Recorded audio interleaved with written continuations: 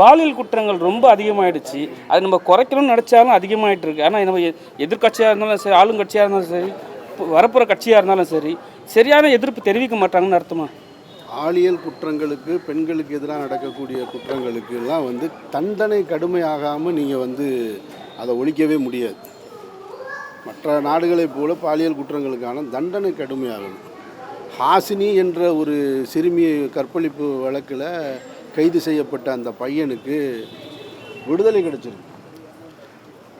அவன்தான் அந்த ஹாசினி கொலை வழக்கிலிருந்து திரும்ப மீண்டும் தன்னுடைய தாயாரையும் கொலை செய்கிறான்.